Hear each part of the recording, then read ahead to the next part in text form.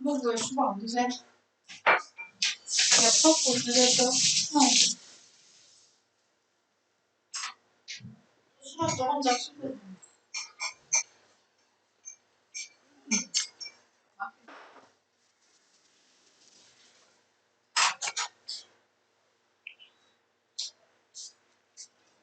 싱싱하고 맛있어. 잘 골랐어. 맛있다. 뭔가 소리가 뭐다는 거야.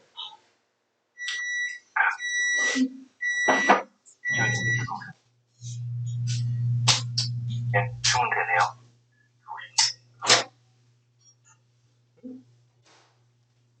네네. 우리 그거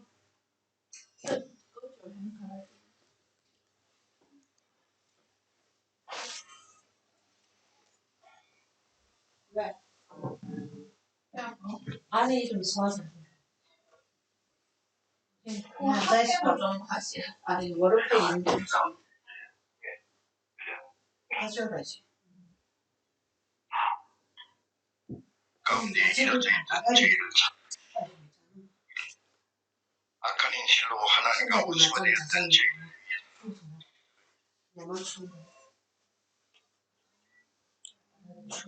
발이 너무 싫어 발바닥 아니 그거 양말로 쉬고 아까 조금 나중에 뭐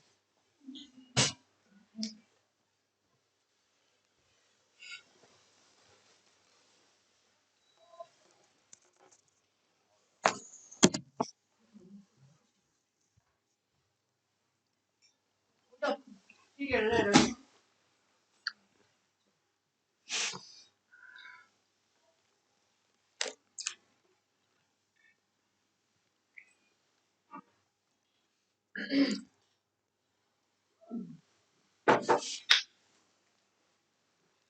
봐라. 네, 3일타 기도하고 시작하겠습니다. 사랑의 하나님 감사합니다. 오늘도 주님의 말씀을 함께 공부합니다. 주님께서 저희들에게 주시고자 한 그 말씀들 성경을 통해 배우고 있습니다. 주님께서 정말 살아계신 그 증거들을 알아보고 있고 또한 앞으로 주님께서 정말 저희들에게 알리고자 하셨던 그 복음의 말씀을 앞으로 배워갑니다. 그 과정 중에 저희들 신사적인 마음으로 주님의 말씀을 잘 듣고 깨달을 수 있도록 도와주시고 그 가운데 주님의 은혜 안에서 평강의 삶을 살 수 있도록 도와주시옵소서. 시작하는 시간부터 끝나는 시간까지 오로지 주님께만 의지하며 저희를 죄악에서 구원하여 주신 예수 그리스도 이름으로 기도드렸습니다. 아멘.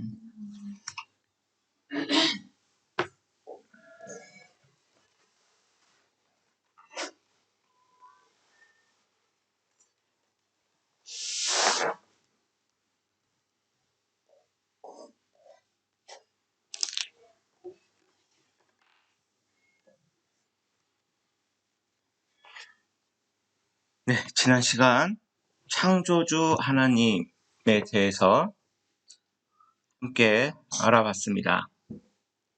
그래서 하나님께서 성경에 써 있는 말씀을 찾아보니까 하나님께서 이 우주를 만드시고 또 지구와 사람을, 동물들을 만드신 거를 같이 알아봤는데요. 그 성경에서 얘기하는 거는 바로 하나님은 창조주다라고 배웠어요.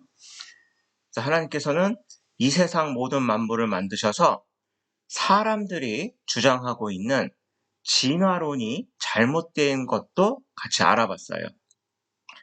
진화가 되려면 중간이 있어야 되는데 중간이 없고 다 종류대로 있는 거는 바로 하나님이 종류대로 만드셨기 때문이에요.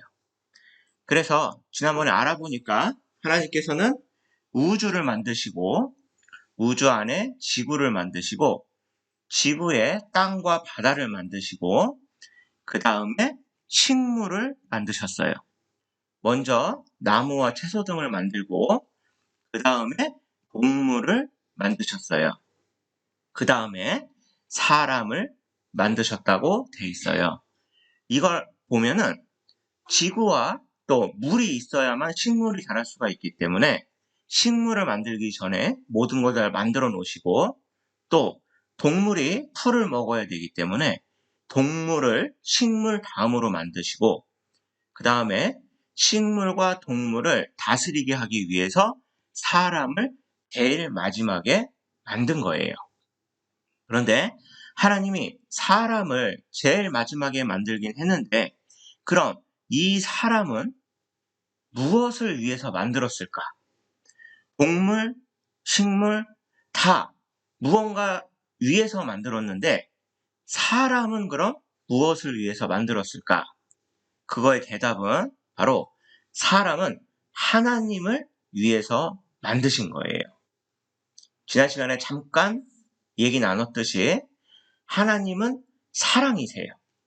그런데 사랑은 혼자서는 할 수 없기 때문에 사랑에 짝이 필요했던 거고, 그 사랑의 짝으로 사람을 만드신 거예요. 그런데 이 하나님은 사람을 너무너무 사랑하셔서 사람을 만들기 전에 사람에 필요한 모든 것을 다 만드시고 그 다음에 사람을 만든 거예요. 예를 들어보면 우리가 아이가 태어나려고 엄마의 배 안에 아기가 있어요. 그럴 때 아기가 태어나기 전에 모든 걸 다 준비를 해요. 아직 태어나지 않은 아기를 위해서 장난감도 사놓고, 기저귀도 사놓고, 젖병도 사놓고, 의자도 사놓고, 침대도 사놓고, 이 아이에게 필요한 모든 거를 미리미리 다 준비를 해놓는 거예요. 그 이유는 왜 그래요? 이 아이를 너무너무 사랑하기 때문인 거예요. 그래서 하나님도 사람을 너무너무 사랑을 하시기 때문에 태양, 달, 지구, 물, 공기 이런 것도 다 만드시고, 또 사과, 배, 복숭아, 딸기 이런 과일도 만드시고, 또 소, 말, 돼지 이런 동물도 만드시고, 채소와 또 바다에 사는 물고기까지 모든 것을 먼저 만들어서 사람이 살 수 있도록 해주시고 마지막에 사람을 만드신 거예요. 그래서 하나님께서는 사람을 만드셨는데, 그때 우리가 알아본 게 사람은 흙으로 만들었다고 했어요. 그래서 흙과 과학이 발달한 지금 흙과 사람의 성분을 비교해 봤더니 똑같았어요. 그리고 코에 생기를 불어넣어서 생명이 됐다고 그랬어요. 그러니까 우리가 지난 시간에 알아본 게 사람은 몸이 있고 혼이 있고 영이 있다고 그랬잖아요. 그죠? 그래서 그 생명은 바로 이 영을 얘기를 하는 거고, 하나님의 형상을 닮았다는 말은 바로 하나님은 영이시기 때문에 이 영이 하나님과 닮았다는 거예요. 우리가 한 사람 아이보다 자기 자녀를 더 사랑하는 이유는 나를 닮았기 때문이에요. 그것처럼 하나님은 사람을 볼 때 일반 짐승과 틀리게 하나님을 닮은 게 있는 거예요. 그 닮은 게 바로 영이에요. 그래서 우리가 그 각각 하는 거를 다 배웠는데요. 그 사람을 만드시고 하나님은 그 사람을 에덴 동산에 두셨다고 성경에는 써 있어요. 그러니까 사람을 만드시고 사람이 살기 너무 좋은 환경을 만들어 주시고 거기에 사람을 살게끔 해주신 거예요. 그게 바로 첫 인류의 시작인 거예요. 성경에서 말하는 첫 인류의 시작이에요. 그런데 어제 알아봤듯이 그 어느 종교에서도 사람이 처음에 어떻게 생겼고 또 세상의 끝날은 언제인지를 알려주는 종교는 하나도 없어요. 그 이유는 뭐였어요? 그 많은 종교들은 사람이 만든 종교이기 때문이에요. 사람의 지혜로는 도저히 알 수 없는 내용이기 때문에 다른 종교에서는 사람이 어떻게 시작됐고 인류가 어떻게 끝나는지를 얘기를 할 수가 없어요. 그러나 성경은 하나님의 말씀이기 때문에 이 세상에 유일한 하나뿐인 신이신 하나님의 말씀이고, 그 하나님이 창조주, 이 세상을 모두 만드셨기 때문에 모든 걸 알고 계시니까 그것들을 다 성경에 써놓을 수가 있었던 거예요. 그래서 이 에덴 동산, 그러면 교회를 다니는 사람들도 정확히 성경 공부를 안 하니까 에덴 동산이 있는 걸 믿으십니까? 그러면 글쎄요, 그게 무슨 영적 교훈 아닌가요? 글쎄요, 전 잘 모르겠네요. 아, 그거는 동화 같은 얘기 아닌가요? 이렇게 얘기를 해요.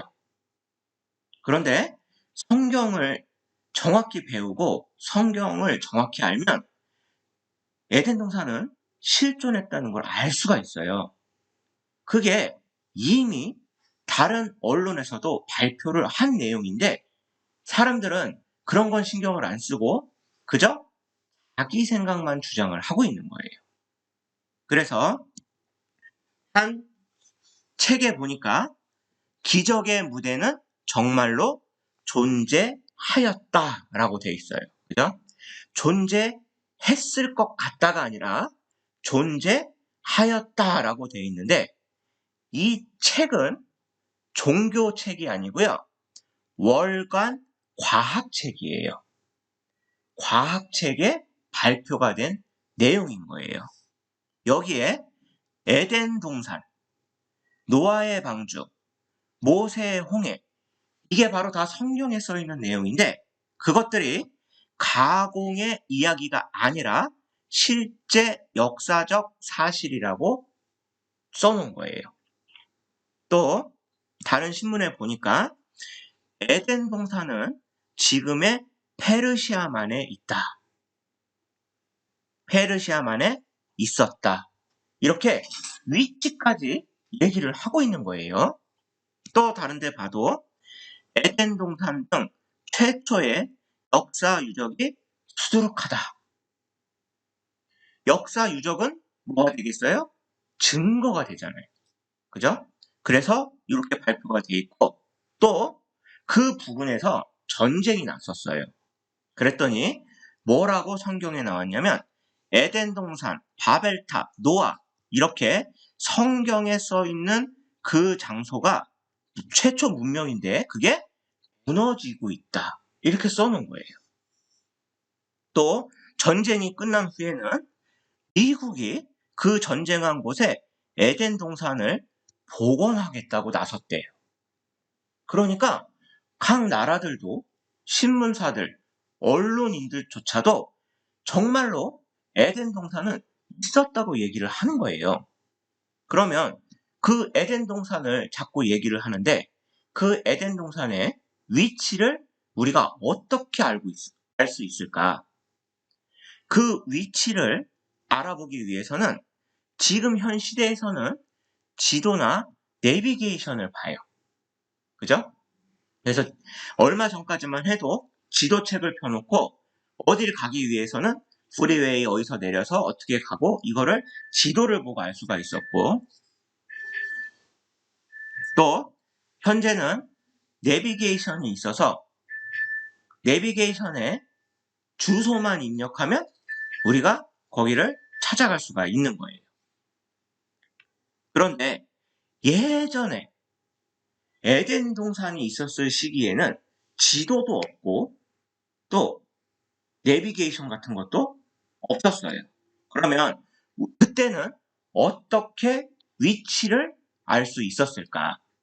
그때는 굉장히 특별하거나 무언가 알아보기 쉬운 장소나 물건을 보고 찾아올 수 있게끔 해준 거예요.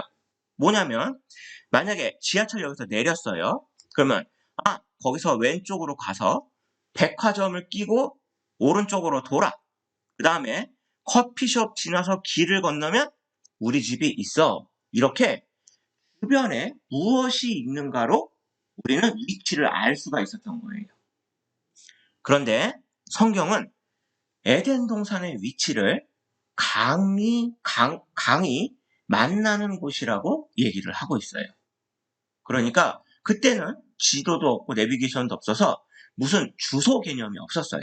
그러니까 위치를 설명을 하려다 보니까 그 위치가 정확히 밝혀줄 수 있는 주변의 어떤 것들을 얘기를 한 거예요.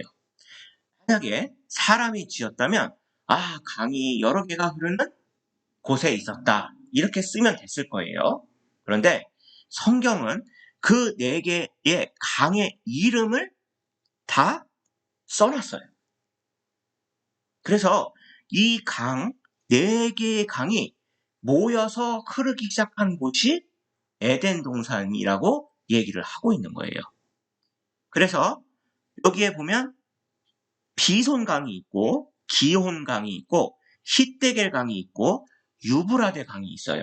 그런데 이 히데겔이라는 강은 hit은 그 영어의 더 같은 정관사를 얘기하는 거고 데겔이 강의 이름이에요. 그래서 티그리스와 데겔이 같은 말이에요. 네, 그러면 이거는 티그리스 강으로 영어에서는 발음을 해요. 그래서 그 강을 한번 사람들이 찾아본 거예요. 그런데 2개의 강을 찾았어요. 하나의 강은 히데겔, 그죠? 아까 본 티그리스 강이 있고 또 하나는 유브라데 강이 있어요. 어딘가 봤더니 이라크, 사우디아라비아, 쿠웨이트, 이란, 중동 지역에 그 강 2개가 흐르고 있는 거예요. 아니 그럼 2개의 강은 어떻게 됐을까? 그 2개의 강은 이 주위를 아무리 샅샅이 뒤져도 없는 거예요. 그런데 현 시대에는 과학이 발달하다 보니까 그 강을 찾아냈어요. 어떻게 찾아냈냐면 지금 이거는 2000년도 신문인데요. 비행기가 떠서 밑에를 찍어요. 땅을. 그러면 땅속 10m까지 찍을 수가 있다는 거예요. 땅 밑에가 어떻게 생겼는지를 찍을 수가 있다는 거예요. 그러니까 이거는 어떤 방식이냐면 바로 이런 방식이에요. 우리가 보기에는 손의 뼈는 안 보여요. 그죠? 그런데 엑스레이를 찍으면 이 손 가죽 밑에 아래에 있는 뼈의 모양이 보이는 거예요. 이것처럼 미국에서 우주왕복선 콜롬비아를 쏘아 올렸어요. 그리고 나서 땅을 찍으면서 얘가 지나가기 시작을 한 거예요. 그랬더니 거기에 티그리스와 유브라데스는 현재에도 실존, 사라진 강, 비손과 기혼, 첨단 과학이 규명, 미국 우주왕복선이 고대 강줄기를 찾아내. 그러면 이게 도대체 무슨 말일까? 다른 신문에 보니까 콜롬비아호가 고대 강을 발견했대요. 그래서 어떻게 알아봤나 했더니요. 이게 바로 콜롬비아호에서 찍은 수시 사진이에요. 이 빨간 거는 바로 열이 많이 받은 사막 흙을 얘기를 해요. 모래를. 그런데 그 밑에 땅이 찍혔는데 거기에 강줄기가 있는 거예요. 그래서 그 강줄기를 그대로 그려봤더니 기혼강이 이쪽으로 돼 있고 비손강이 이쪽으로 돼 있는 거예요. 그러면 성경이 뭐라고 얘기했냐면 그 4개의 강이 처음에 만난 지점이 에덴 동산이라고 그랬어요. 그랬는데 그 강줄기를 찾았더니 정말 어떻게 됐어요? 4개의 강이 한 곳에서 만나고 있는 거예요. 그래서 이 강이 만난 바로 이 지점, 여기가 에덴 동산이다. 이렇게 우리가 알 수가 있는 거예요. 그래서 인류 역사학자들이 뭐라고 얘기를 하는지 살펴봤어요. 인류 최초의 문명, 성경은 에덴 동산이라고 얘기를 했어요. 그런데 그럼 사람들이 연구한 인류 최초의 문명은 어딘가? 백과사전에서 찾아보면 역사가 시작된 땅은 수메르래요. 수메르. 그러니까 인류의 역사는 수메르에서 시작됐다고 역사학자들이 얘기를 한 거예요. 그래서 수메르가 어딨나 봤더니 여기 주황 색깔이 수메르래요.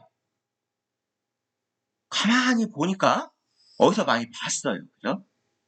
여기에 강 두 개가 있는데 티그리스 강하고 유프라데스 강이래요. 그러면 숨어져 있던 강이 이렇게 흘렀잖아요. 그죠? 그러면 에덴 동산 자리가 어디예요? 여기예요. 그러니까 사람이 인류 역사학자가 찾아낸 인류의 시작도 바로 에덴 동산 바로 옆인 거예요. 그래서 보니까 이렇게 4개의 강이 흐르고 여기 메소포타미아라고 쓴 요 안에가 바로 수메르 지역이에요. 거기서 인류가 시작됐다는 거예요. 그런데 그럼 이 에덴 동산은 도대체 어디로 갔을까? 왜 강 2개는 지하로 내려갔을까? 그것까지 성경에는 써 있어요. 창세기에 보니까 사람이 하나님께 죄를 지었어요. 뭐냐면 하나님의 법을 어겼어요. 하지 말라고 말씀하신 거를 한 거예요. 그래서 하나님께 에덴 동산에서 쫓겨났어요. 그래서 창세기 3장 24절에 보면 이같이 하나님이 그 사람을 쫓아내시고, 이 말에서도 보면 에덴 동산이 있고 에덴 동산에서 쫓겨났으니까 에덴 동산 근처에서 살았겠죠.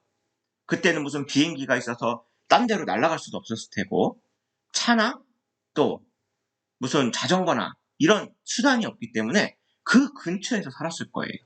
그러니까 우리가 아까 알아본 바로 어디서 살기 시작했냐면 에덴 동산 옆에서 살기 시작을 한 거예요. 이렇게 성경에 써 있는 구절구절이 단 한 절도 안 빼놓고 다 과학이 발달하면 맞아떨어져 가는 거예요. 이렇게 맞아떨어질 수 있는 거는 사람의 능력으로는 할 수가 없을 거예요. 왜?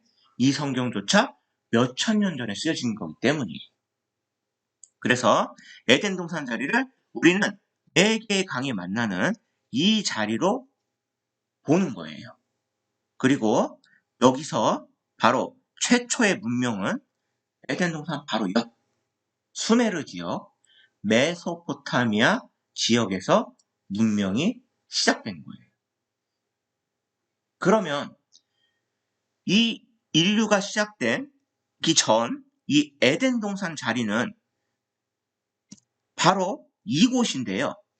이곳은 지금 바다가 들어와 있어요. 바닷물이. 그런데 여기에 이 세모로 보이는 이 모양이 석유가 나는 곳이에요. 석유가 나는 곳이 이 우리가 지금 찾아본 예전 에덴 동산 자리에 너무너무 많이 모여 있는 거예요.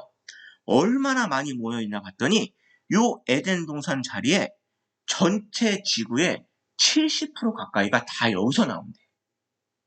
이렇게 넓은 땅이 있는데 요 조그만 땅에서 70% 이상이 나온다는 거예요. 그래서 여기서 사람들은 많은 의문을 가졌어요. 아니, 에덴 동산 자리에서 왜 석유는 그렇게 많이 나오며 또 에덴 동산은 도대체 어디로 갔나? 에스겔서를 보면은 그 해답이 있는데요.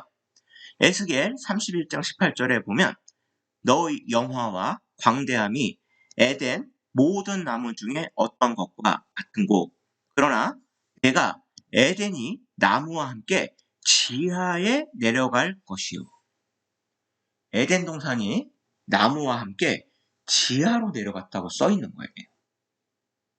지하로 내려가다 보니까 낮아졌을 거 아니에요. 그죠? 그러다 보니까 물이 차서 올라오고 2개의 강줄기도 같이 내려갔기 때문에 땅속에 묻혔다는 거예요. 그래서 창세기 2장 9절에 보면 이거는 에덴 동산을 하나님이 만드셨을 때 얘기예요. 뭐냐면 하나님이 그 땅에서 보기에 아름답고 먹기에 좋은 나무가 나게 하시니 동산 가운데에는 생명나무와 선악을 알게 하는 나무도 있더라. 그러니까 하나님께서는 먹기에 좋은 나무를 많이 만들어 놓으신 거예요. 왜냐하면 거기에는 동물도 많이 있었기 때문에 사람과 동물이 일을 안 하고 먹을 수 있는 음식이 있었어야만 돼요. 그러니까 엄청나게 많은 나무와 열매들이 있었을 거예요.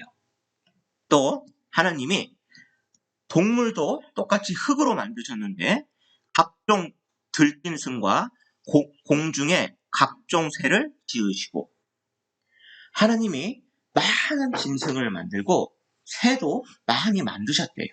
그러니까 그 에덴 동산에는 많은 나무와 많은 열매와 많은 짐승들이 함께 살고 있었던 거예요.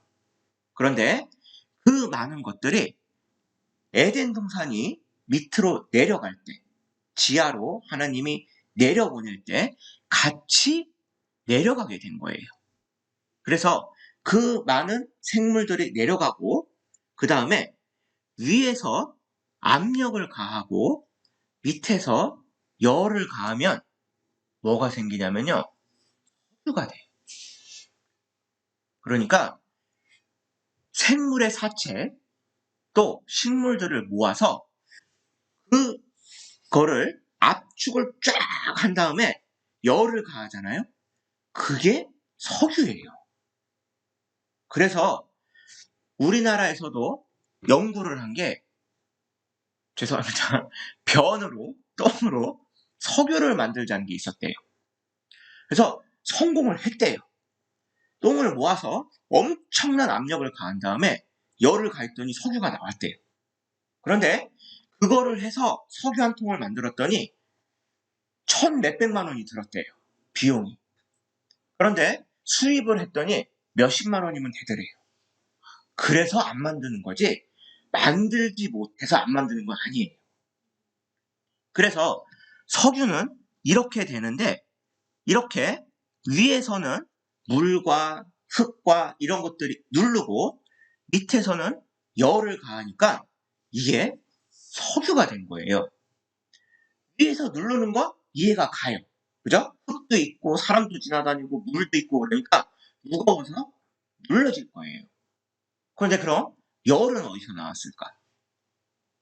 열은 우리가 지난 시간에 배웠죠? 어때요? 지구의 안에는 불이 돌고 있다고 그랬잖아요. 그죠? 그러니까 안에는 7,000도가 넘는다고 그랬어요. 그러니까 그 열을 받아서 석유가 된 거예요. 바로 지난번에 본 지면은 식물을 내나 지하는 불로 뒤집히는 것 같고 이렇게 지난 시간에 배웠잖아요. 그래서 이거를 좀 더 간단히 우리가 실생활에서 볼 수 있는 거는 바로 참기름이에요. 참기름은 참깨로 만들어요. 그죠? 참깨를 아무리 봐도 거기서 기름이 나올 것 같진 않아요. 그런데 그 참깨를 먼저 달달 볶아요. 열을 가해요. 그 다음에 압축기로 꽉 누르면 참기름이 나오는 거예요. 그렇게 된 참기름처럼 석유도 그렇게 압력과 열로 만들어지는 거예요. 그게 어디에 있어요? 다 에덴 동산 자리인 거예요. 세계의 70% 가까이가 거기서 나오는 거예요. 그러니까 지금 우리가 같이 알아본 걸 보면 인류의 시작은 어디예요? 에덴 동산 옆에. 그죠? 이거는 인류 학자들이 얘기를 한 거예요. 그 사람들이 교회 다녀서 얘기한 게 아니고 인류의 역사를 연구하는 사람들이 그 위치에서 시작됐다고 얘기를 한 거예요. 또 석유가 나오는 이유는 뭐예요?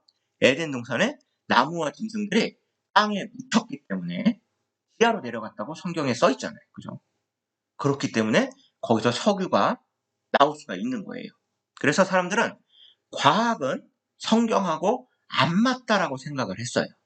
그래서 과학이 발달하면 성경은 다 가짜라는 게 들통날 거야.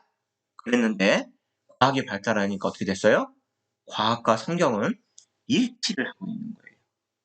왜냐하면 과학은 하나님이 만들어 놓은 거를 연구하는 학문인 거예요. 과학은 무언가 새로운 걸 만들어내는 학문은 아닌 거예요. 그래서 하나님께서 아담과 하와를 바로 에덴 동산에서 두셨다고 돼 있어요. 그죠? 그래서 우리가 아담은 흙으로 지었고 하와는 갈비뼈로 지었고 또 갈비뼈는 저절로 재생도 되고 그런 많은 것들을 지난 시간에 알아봤습니다. 그래서 여호와 하나님이 동방에 에덴의 동산을 창설하시고 그 지으신 사람을 거기에 두시고 에덴 동산을 누가 상상을 해서 그려놓은 거예요. 그러니까 이렇게 숲풀이 울창하고 열매도 많고 각종 짐승들이 많이 살았어요.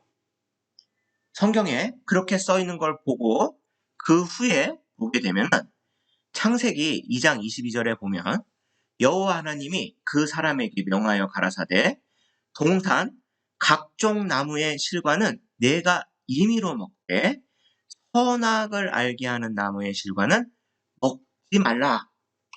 내가 먹는 날에는 정녕 죽으리라 라고 말씀을 하셨어요. 그러니까 하나님은 에덴 동산에 많은 나무를 실과와 함께 사람에게 주신 거예요. 그래서 그때는 농사를 하거나 밭을 갈거나 그러지 않고 음식을 먹을 수가 있었어요. 그런데 하나님은 딱 하나만 하지 말라 그랬어요. 선악을 알게 하는 나무의 실과는 열매는 먹지 마라. 그런데 성경을 보니까 여자가 뱀의 꼬임을 받아요. 뱀은 사단이 뱀에게 들어가서 여자를 꼬이기 시작을 한 거예요. 먹어봐. 이거 먹으면 하나님처럼 돼. 왜냐면 이 사탄이 하나님처럼 되려다가 쫓겨났거든요. 그런데 사람이 하나님에게 너무 사랑을 받으니까 너무 싫은 거예요. 그래서 자기 편으로 만들고자 사람을 꼬이고 있는 거예요. 먹어봐. 너 안 죽어. 먹어봐. 계속 그렇게 얘기를 한 거예요. 그런데 사람들이 아니 그러면 선악을 알게 하는 나무를 만들지 마시지.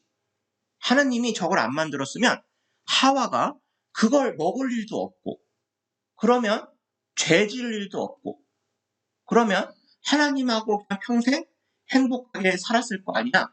이렇게 얘기를 많이 해요. 그런데 하나님은 그렇게 하고 싶으셨으면 로봇 같은 걸 만드셨을 거예요.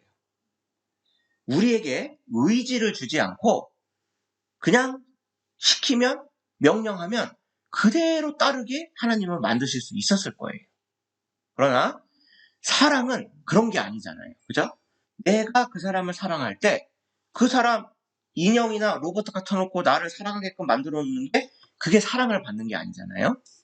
하나님은 그 모든 여건 중에서 어떤 여건 중에서도 하나님을 사랑하길 바라신 거예요. 어떤 얘기와 비유가 되냐면 어떤 부자 남편이 있었어요. 그래서 와이프를 너무너무 사랑해가지고 하고 싶은 거 다 해. 사고 싶은 거 다 사. 그렇게 얘기를 한 거예요. 그러니까 와이프가 나 저 차 갖고 싶어. 사. 저 핸드백 갖고 싶어. 사. 저 반지는 사. 그런데 그 남편이 딱 하나만 하지 말라 그랬어요. 뭐? 바람만 피지 마. 다른 건 다 해도 좋은데 바람만 피지 마. 이게 잘못된 걸까요? 충분히 요구할 수 있는 상황일 거예요. 이거는 넘지 말아야 될 선을 넘는 거기 때문에 그래요. 그래서 만약에 와이프가 바람을 피게 들통이 났다. 그럼 어떻게 돼요? 사이가 깨져 버리는 거예요. 그리고 서로 멀어져 버리는 거예요. 그것처럼 하나님도 사람에게 의지가 있기 때문에 내 말을 들으라고 했는데 사람이 그걸 어겼기 때문에 하나님과 지금 떨어져서 살게 된 거예요. 그래서 하나님의 법과 사람의 법, 지난 시간에도 잠깐 알아봤는데 하나님에게 죄는 하나님의 말씀을 어기는 거예요. 그러니까 이 세상의 법은 사람들이 모여서 뭐 하지만 예전에는 어땠어요? 왕이 있고 왕이 말하는 게 법이었어요. 그죠? 하나님은 이 세상의 왕이신 거예요. 그렇기 때문에 이 세상을 만드셨기 때문에 이 하나님의 말씀이 바로 법이 되는 거예요. 그래서 하나님의 법도 죄가 있으면 징계하고 벌을 내리게 돼 있어요. 왜? 하나님은 공의로운 분, 정의로운 분이기 때문에 그래요. 아니, 하나님은 사랑이라며 왜 벌을 줘? 그냥 다 감싸줘야 되는 거 아니야? 라고 얘기를 할 수가 있어요. 그런데 우리가 한 예를 들어보면 자, 여기에 재판이 열리고 있어요. 그런데 살인자가 재판을 받으러 왔어요. 그래서 이 증거가 있고 저 증거가 있고 막 얘기를 하고 있는데 재판관이 나는 사랑이 너무 큰 사람입니다. 다 용서하겠습니다. 석방. 이러면 이 사회는 어떻게 되겠어요? 다 힘센 사람만 또 짐승의 그 생활처럼 바뀌어버리는 거예요. 아무리 사람을 존중하고 사랑하는 마음이 있더라도 공의로운 것, 정의로운 게 없으면 그 사회는 있을 수가 없게 되는 거예요. 그래서 하나님께서도 사랑이 있으시지만 공의로움도 있는 거예요. 만약에 우리를 만든 신이 사랑만 있고 아니면 공의만 있었다면 우리는 엄청나게 힘든 삶을 살아야 될 거예요. 왜? 다 용서하니까 죄인들이 없어지는 거고 또 공의만 있으면 기다려주지 않고 죄를 질 때마다 우리를 벌하시면 우리는 이 세상에 남아있을 자가 없기 때문이에요. 근데 에덴 동산에서 쫓겨난 다음에 사람들이 이제 많이 번성했어요. 많이 자손을 낳고 그래가지고 이 세상에 많은 사람들이 살게 됐는데 그때 하나님이 진노를 하시게 됐어요. 그 이유가 하나님이 노아에게 이르시되 모든 혈육 있는 자의 강포가 땅에 가득하므로 그 끝날이 내 앞에 이르렀으니 내가 그들을 땅과 함께 멸하리라. 하나님 보시기에 사람들이 이제 자기네들만 바라보고 자기네들이 우상을 만들고 하나님을 멀리하고 살기 시작을 한 거예요. 그러니까 하나님 보시기에는 그 모든 게 다 죄가 되는 거예요. 하나님과 멀어지고 하나님 말씀을 안 듣고 하나님을 잊어가는 것이 바로 하나님 보시기에는 가장 큰 죄가 돼요. 그런데 하나님이 누구한테 얘기했냐면 노아에게 얘기를 한 거예요. 노아는 사람의 이름인데요. 왜 노아에게 얘기를 했을까? 노아는 하나님을 바라보고 살고 있었어요. 그래서 하나님이 노아에게 이 땅을 멸하겠다. 이 땅이 너무 죄악으로 가득 찼다라고 말씀을 하신 거예요. 어떻게 멸하실지를 말씀을 하셨는데 창세기 6장 17절 18절에 보니까 내가 홍수를 땅에 일으켜 무릇 생명의 기식 있는 육체를 천하에서 멸절하리니 땅에 있는 자가 다 죽으리라. 이 세상이 죄로 꽉 차게 되면 하나님은 심판을 하세요. 왜? 정의로운 분, 공의로운 분이기 때문에 죄에 대해서는 벌을 내리셔야 돼서 그래요. 그런데 왜 지금 우리가 이렇게 평온할까? 평화롭게 느껴질까? 그거는 하나님이 사랑이시기 때문에 참아주시기 때문에 그런 거예요. 그런데 그 참다 쓰레기통도 아구까지 딱 차면 그때 버리듯이 하나님도 죄가 이 세상에 꽉 찰 때까지 기다려주고 계시는 거예요. 그런데 하나님이 그 노아와 언약을 세웠는데요. 내 아들과 내 아내와 내 자부들과 함께 방주로 들어가라. 하나님께서 배를 만들라고 하셨어요. 이 시대는 비가 없었던 시대예요. 그런데 배를 만들라고 하신 거예요. 하나님께서 물로 이 세상을 다 덮는다고 하셨어요. 그래서 노아는 배를 만들고 사람들에게 얘기를 했어요. 이제 곧 하나님이 물로 벌을 내리실 거니까 빨리 저 배 안으로 피하라고 얘기를 한 거예요.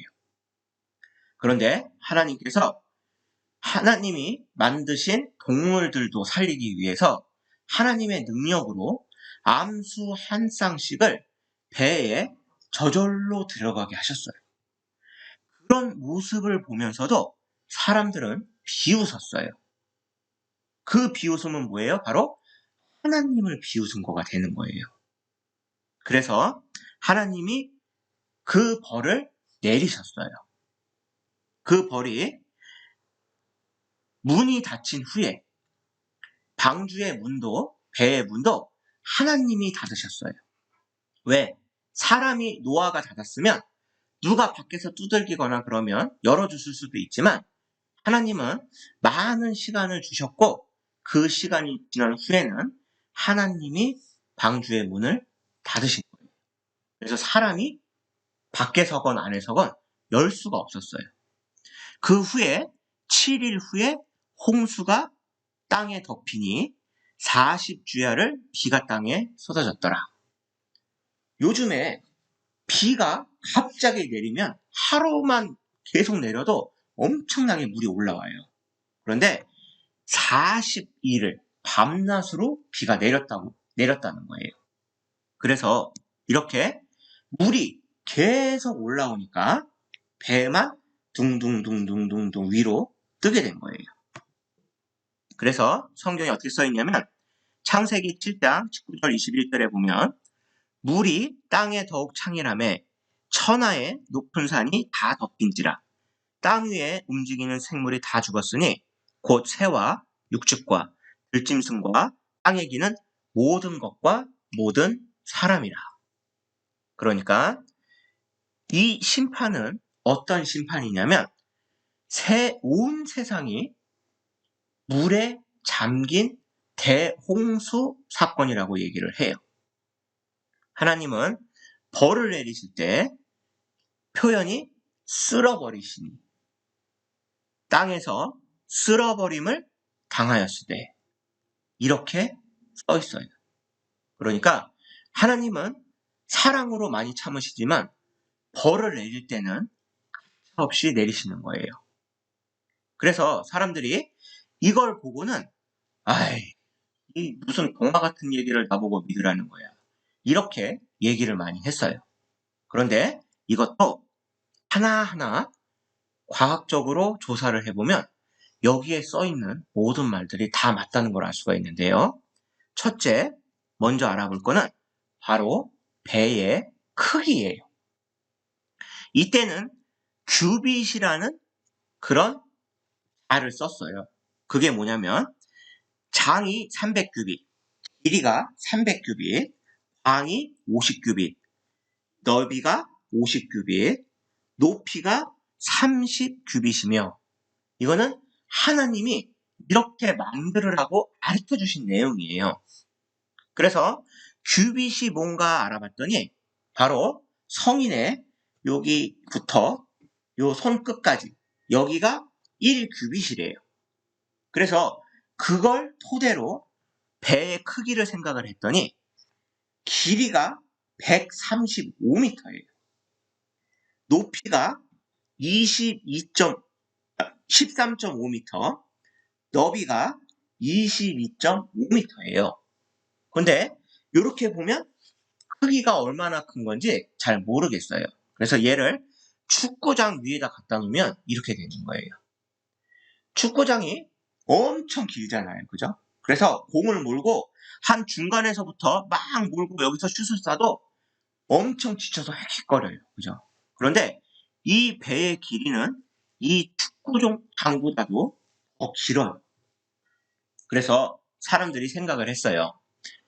그렇게 큰 홍수가 났으면 물이 잔잔하게 올라오지는 않았을 거예요.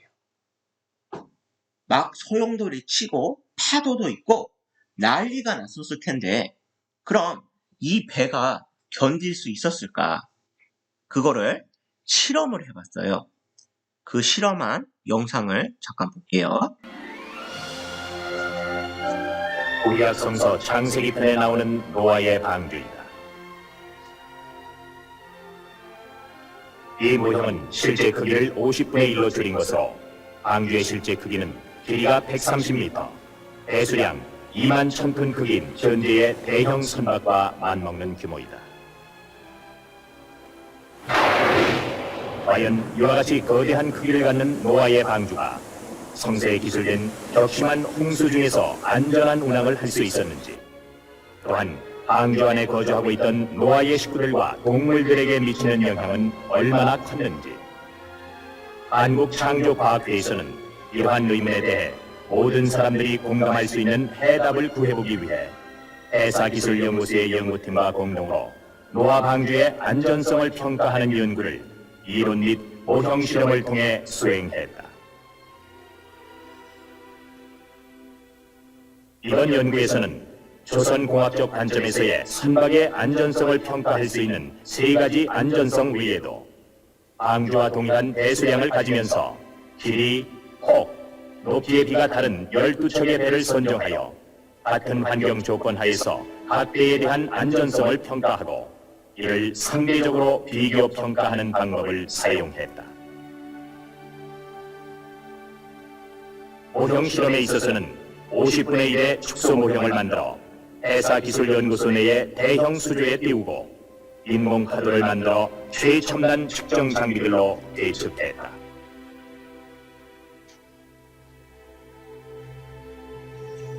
실험 결과에 따르면 방주를 건조한 나무의 두께가 30cm 이상일 경우 30m 높이의 파도에도 견딜 수 있는 구조적 안전성을 갖고 있고, 실제 파도가 43m 높이로 일더라도 배에 실려있는 사람과 각종 구조물들의 안전한 운행이 가능한 것으로 나타났다.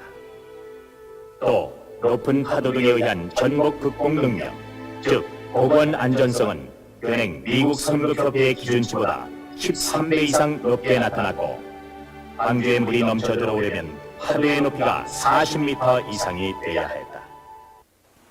현재까지 해양에서 발생하는 가장 격심한 파도가 높이 약 30m로 기록된 것으로 볼 때면 방주는 놀라울 정도로 안전하다는 것을 알 수 있다.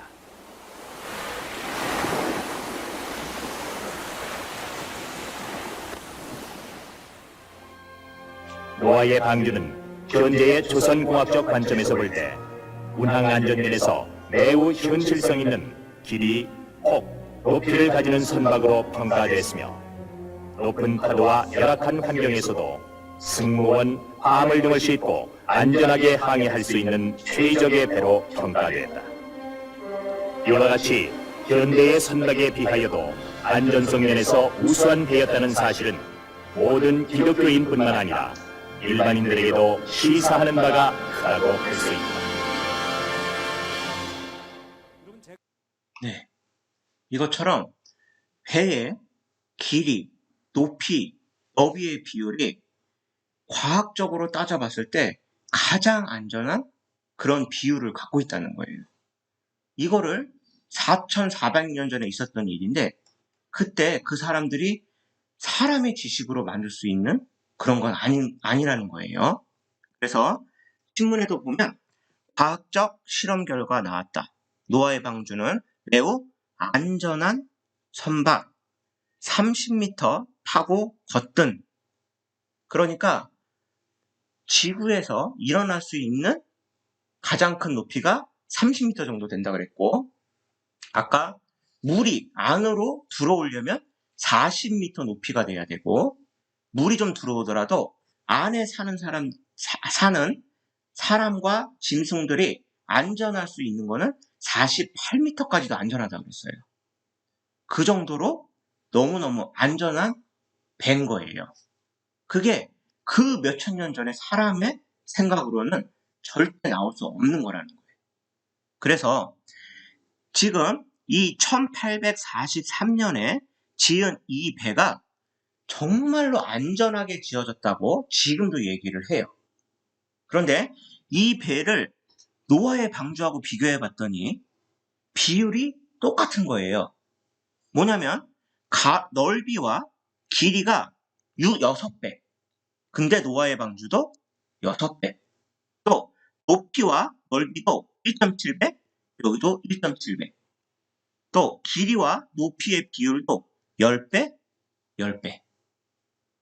근데 사람이 만들어낸 거는 1843년이에요.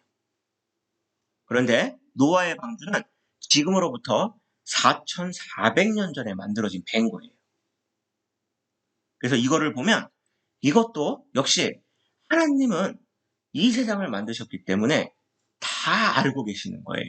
뭐가 안전한지, 어떻게 해야 되는지를 다 알고 계셔서 그거를 사람에게 알려주셨다.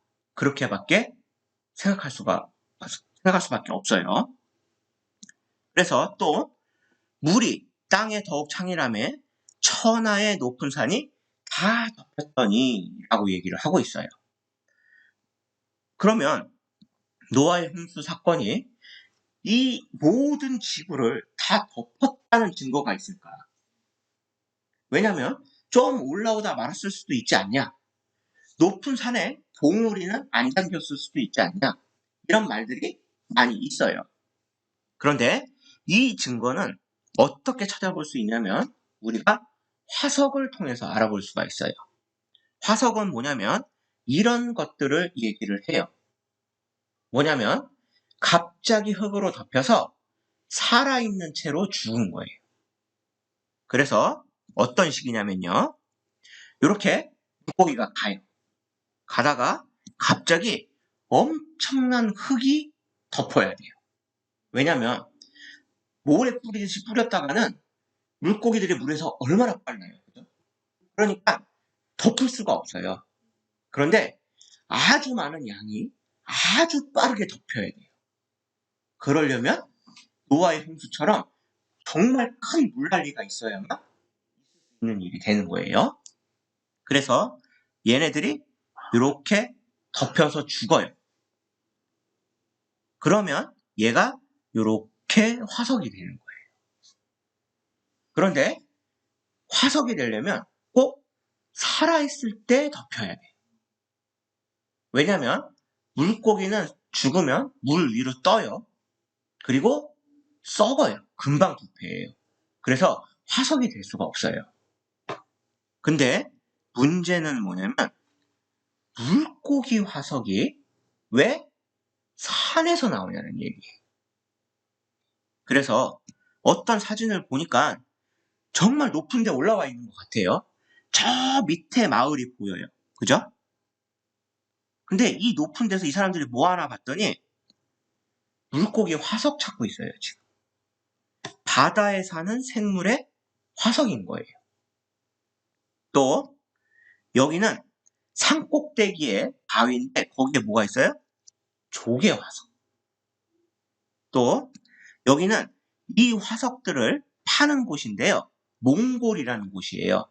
그런데 여기는 해발, 그러니까 바다부터 위로 높이가 2000m인 곳이에요. 근데 거기에 이렇게 조개들이 발견이 돼요. 이 조개들이 영차영차 올라갈 수는 없잖아요. 그러면 그 높은 산에 왜 얘네들이 있을까? 또 여기는 너무 높아서 저렇게 눈이 녹지 않는 곳이에요. 해발 4000m가 넘는 미국과 캐나다를 이어지는 로키 산맥이라는 곳이에요. 그런데 여기는 캐나다의 로브스 산이래요. 여기는 약 4,000m예요. 높이가. 근데 이 높은 곳에서 이렇게 물고기들 화석이 발견이 됐어요. 또 이렇게 개의 화석, 옆으로 기어다니는 개의 화석도 발견이 되는 거예요. 그래서 한 신문에 세계 각국, 그러니까 어느 한 장소가 아니라 세계 각국의 고지대에서 바다 생물의 화석이 발견되고 있다. 또 미국 로스앤젤레스 산타바바라, 이렇게 쭉 좀 오르막이 있는 올라가는 곳이잖아요. 거기에는 뭐예요? 5억 마리의 물고기 화석이 있대요. 5마리가 아니고 5억 마리. 그러니까 이건 뭐냐면 그 대홍수 때 물에 휩쓸려서 한 곳에 모였다가 바로 흙이 덮었다는 얘기예요. 그 많은 물고기가 물에서 다니다가 5억 마리가 모여서 야 이제 죽자 이럴 수는 없는 거잖아요. 그래서 이것도 바로 홍수를 얘기를 한다는 거고요. 또 맘모스 떼가 한 곳에 모여서 화석이 됐어요. 맘모스는 지금은 멸종이 됐지만 예전에 있었던 코끼리랑 비슷하게 생긴 동물이에요. 근데 얘네들도 뭐냐면 500만 마리가 한꺼번에 죽었대요. 500만 마리가. 그러려면 어떻게 해야 돼요? 정말 물에 휩쓸리고 소용돌이 같은 게 있어야만 얘네들이 한 곳에 한꺼번에 흙에 덮일 수 있었을 거예요. 그래서 각가지 화석들이 뭐다? 대홍수를 입증한다 라고 써 있는 거예요. 그래서 어떤 과학자는 이렇게 얘기를 해요. 이 사람은 3개의 박사학위를 소유한 일리노이 주립대 교수예요. 미국의 대학의 교수인데 성경은 과학 교과서도 아니고 과학적 전문 용어로 쓰여지지도 않았습니다. 그러나 성경은 여러 과학적 현상들을 누구나 이해할 수 있는 평범한 문장으로 정확히 말씀하고 있습니다. 라고 얘기를 하는 거예요. 그러니까 과학자들이 성경을 보면 더 놀라고 더 빨리 믿음을 가져요. 그 이유는 너무 쉽게 써놨는데 그게 과학적으로 맞는 얘기이기 때문인 거예요. 또 하나의 증거는 지층을 들 수가 있어요. 지층. 뭐냐면 아까 화석이 될 때도 빠르게 흙을 덮어야 된다고 그랬잖아요. 그러니까 그 흙이 흐르면서 땅을 만든 거를 지층이라고 얘기를 해요. 그래서 물이 흙을 운반하면서 땅을 만든 모양이 어떻게 되냐면 바로 이런 모양이에요. 여기는 그랜드 캐년이에요. 어때요? 평평해요. 그죠? 이런 땅은 먼지가 쌓이고 바람이 불어서 모래가 쌓이면 이렇게 평평하지 않고 오르락내리락을 해야 돼요. 땅이. 그런데 이거는 물에 의해서만 이렇게 선이 가는 땅이 만들어질 수가 있대요. 그런데 이렇게 파져 있는 곳은 물이 흐르다 마지막에 흘러서 물이 빠져나간 곳이라는 거예요. 그런데 이 그랜드 캐년을 보니까 어떻게 써 있냐면요. 길이가 445km래요. 엄청나게 긴 그런 계곡인 거예요. 그런데 이 넓이가 얼마인가 봤더니 한국 서울에서 부산 끝까지 운전을 해서 가면 바로 401km가 나옵니다.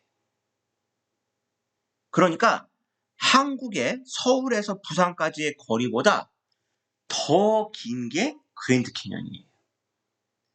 그 넓은 땅이 그렇게 지층이 이렇게 생길 수 있는 거는 그 넓은 땅을 어떻게 된 거예요? 물이 지나갔다는 얘기예요. 그 넓은 땅을 어떻게 지나갈 수가 있었을까? 진짜 전체적으로 홍수가 일어나지 않고는 말이 안 된다는 얘기인 거예요. 그래서 창조의 증거들 보니까 우리가 살고 있는 땅의 75%가 퇴저강, 즉 아까처럼 이렇게 물로 만들어진 땅이라는 거예요. 그리고 나머지 땅은 하나님께서 위로 올리고 밑으로 내리셨다고 또 써놨어요, 성경에. 그래서 산이 올라오고 바다가 내려가서 그런 지형을 제외하고는 모든 지각층이 다 퇴저강, 바로 물이 만들어낸 땅이라는 거예요. 그래서 더욱 놀라운 거는 요 높은, 엄청 높은 그 그랜드 캐년 여기를 보면 뭐가 있냐면 바로 꼬막 화석이 있어요. 꼬막. 걔가 여기서부터 이거 기어 올라올 수 없었을 거예요. 그런데 여기에 꼬막 화석이 나타나고 그 옆에 주위를 보면 이렇게 소라들이 붙어 있어요. 그 옆에. 네. 그러니까 이런 모든 것들이 다 홍수가 진짜 물이 세상을 덮었다는 증거가 되는 거예요. 여기는 중국의 그랜드 캐년이라고 얘기하는 임녀산이에요. 임녀산. 여기도 어때요? 다 퇴적층이에요. 여기도 물로 만들어진 땅이라는 거예요. 또 자세히 보니까 이렇게 그 높은 데에 물고기 화석이 있어요. 또 옆에를 보면 조개나 그런 화석들이 이 높은 산에도 다 나타난다는 거예요.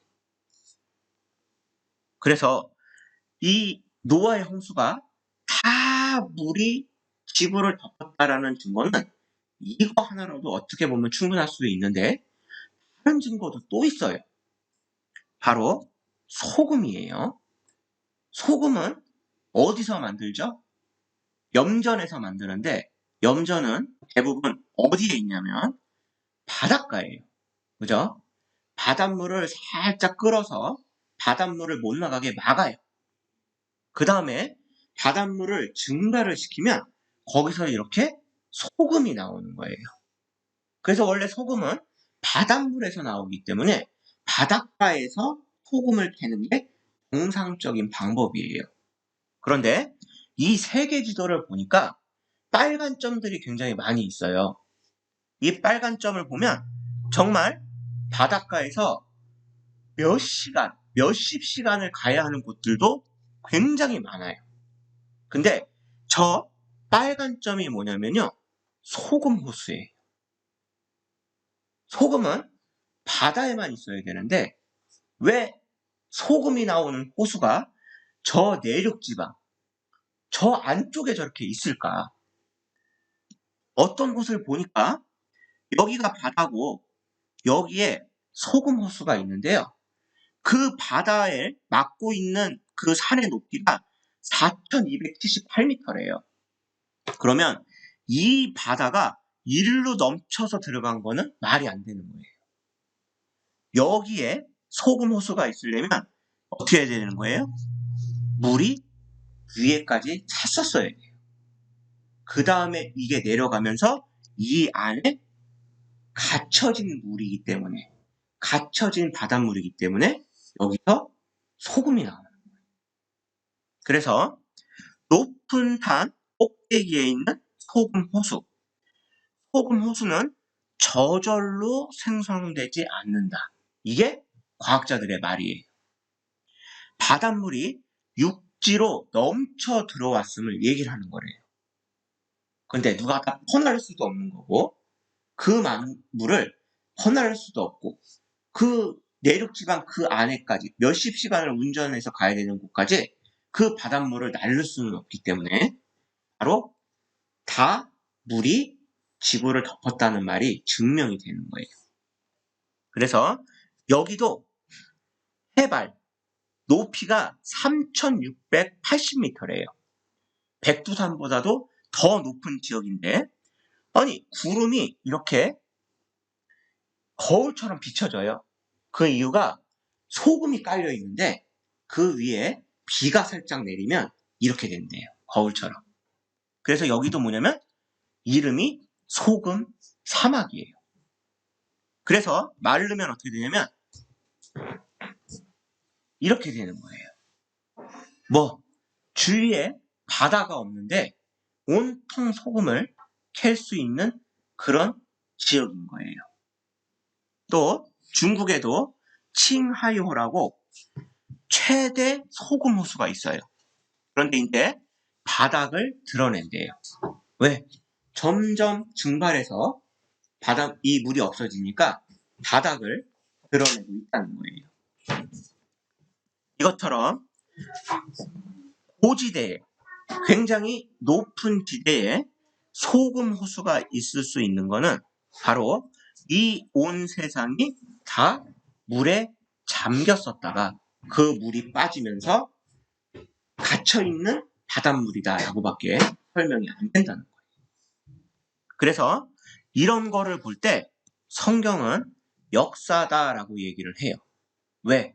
없는 얘기가 아니고 진짜 있었던 일을 그대로 얘기를 하기 때문인 거예요. 그래서 이런 영화도 있었어요. 예수는 역사다. 이 영화는 이 한 젊은 신문 기자가 있었는데요. 방송 기자가 있었는데 아내가 예수님을 믿는 거예요. 그래서 그게 너무너무 싫었는데 굉장히 승승장구를 하다가 굉장히 그 회사에서 안 좋은 일을 겪게 됐어요. 그리고 시간도 많이 남으니까 내가 이 예수님이 진짜 있었고 예수님이 부활했다는 거를 그게 사실이 아니라는 거를 증명하겠다라고 얘기를 하고는 연구를 하기 시작을 한 거예요. 그래서 연구를 계속 해봤어요. 그랬더니 사실임을 알게 돼요. 그래서 예수님을 믿게 되는 그런 영화예요. 그래서 성경은 역사인 거예요. 성경은 그냥 소설책, 지어낸 얘기가 아니고 성경은 역사인 거예요. 그래서 노아의 방주, 홍수도 지금까지 알아보니까 진짜 있었던 일임을 우리가 알았고 또 노아의 방주가 이제 물이 다 내려가서 한 곳에 머물게 돼요. 그런데 그 한 곳에 머물렀을 때 노아의 아들 이름이 있는데 바로 셈과 함과 야벳 이렇게 세 아들이 있었다고 나와요. 그래서 창세기에 보면 무지개는 하나님이 이제는 전 세계를 덮는 홍수로 너네들을 벌하지 않겠다라는 약속으로 주셨다고 되어 있어요. 그래서 이 무지개를 볼 때 원래는 이쁘다도 있지만 하나님께 감사하고 봐야 돼요. 자, 아들 3명 이것만 보고 끝낼게요. 아들 3명 이름이 셈과 함과 야벳이에요. 성경에 써 있는 거예요.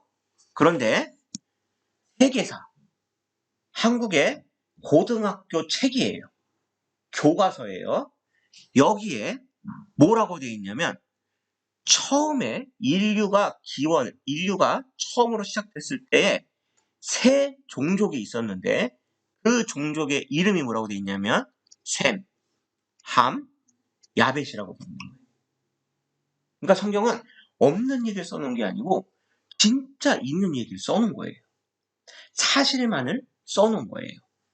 이렇게 세계사 책에 나오는 그 세 종족의 이름이 바로 성경에도 그대로 써 있는 거예요. 얘보다는 뭐예요? 성경이 훨씬 전에 써졌겠죠. 그래서 이 처음에는 노아하고 세 아들만 있었으니까 당연히 언어가 한 개였겠죠. 그죠? 근데 지금은 어때요?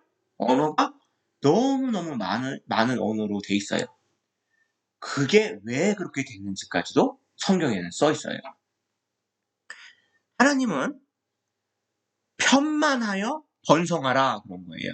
뭐냐면 너네들 한 곳에 모여서 막 그렇게 살지 말고 세상에 편만하게 퍼져서 번성하라고 얘기를 했어요. 그런데 사람들이 참 말을 안 들어요. 우리 이름을 내고 하나님을 높이는 게 아니라 우리의 이름을 내고 지면의 흩어짐을 면하자. 하나님 말씀을 또 어기기 시작을 한 거예요. 근데 어떻게 해요? 성과 대를 쌓아. 그러니까 이게 바로 바벨탑이라는 사건이에요. 바벨탑이라는 거 좀 들어보셨을 텐데 이 바벨탑을 쌓은 이유는 하늘에 닿을 때까지 성을 쌓아가지고 하나님보다 높아지려고 그런 거예요. 그랬더니 하나님이 뭘 하셨냐면 바로 언어를 혼잡게 하셨어요.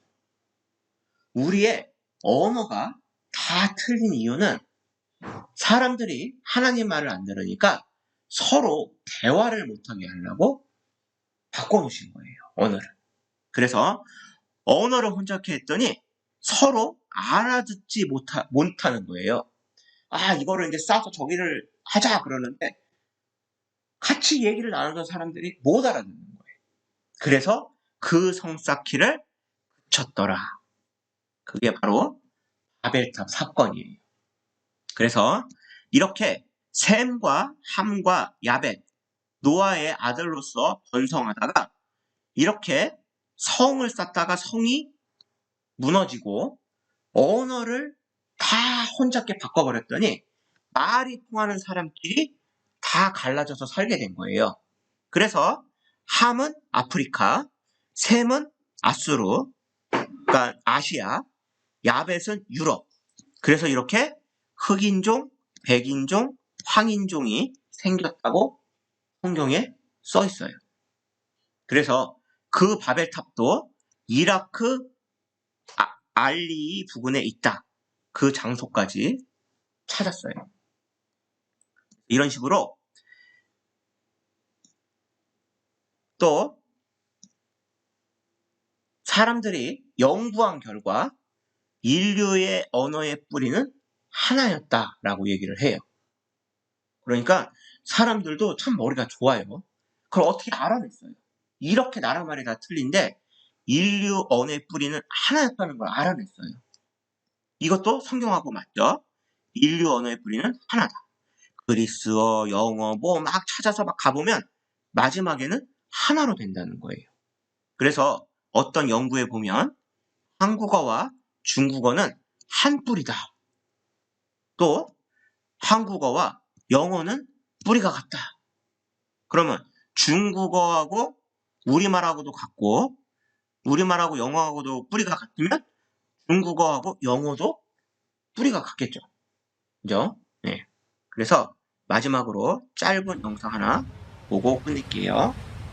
이거는 어떤 부족을 찾아간 거예요. 그런데 남인도 드라비다족의 전통 문화가 옛 모습 그대로 남아있는 곳이다. 유네스코 세계문화유산으로 지정된 해변 사원도 그 중에 하나다. 이름 그대로 가까이 위치한 해변 사원은 1300년 전에 조성된 힌두교 사원이다. 이 사원에는 힌두교에서 인도인들에게 가장 사랑받는 시바신이 모셔져 있다. 남경상의 돌 링가. 이 링가는 시바신의 상징이다. 사원을 찾은 남인도 가족의 대화에서 흘러나온 낯익은 소리.